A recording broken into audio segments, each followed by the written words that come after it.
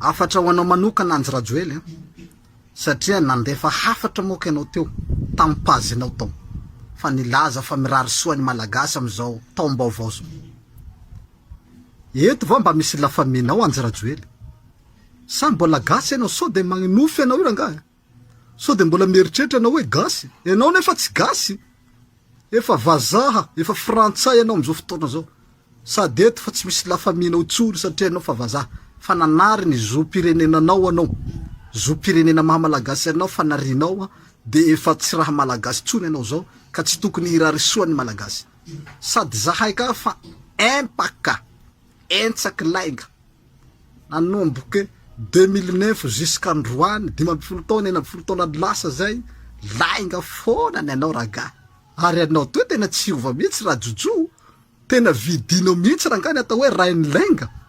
zany hoe hatram'izay gagagaga ihany ataon'olo rainy lainga anao fa mbo tsy de nampino fa zao vao tena mino hoe tena rainy lainga anao satria fa agnatin'izao vanim-potoan'ny fanovana vanim-potoan'ny fanavaozana efa republika ny fanavaozana zahay efa manavao saina efa manavo fo ary ny baiboly koa de miteny an'izany hoe ao ko avoza ny sainareo ary manova fanavaozana tsaina ny anao mbola tsy miova avao efa republika ny fanavaozana zao ianao mbola mandainga satria zatsa lainga ary rainy lainga mbo te hampanantena vahoaka indray poakaty indray mbo te handainga indray amy 2026 indray hitombo indray ny lainga ka mampanantena lainga indray rajojo tampitra zahay efa mahatsapa fiovana ary efa mahatsapa fanovana vao 2 volana fotsiny zao nitondrany colonel Mikael de fa io ny zava-bitra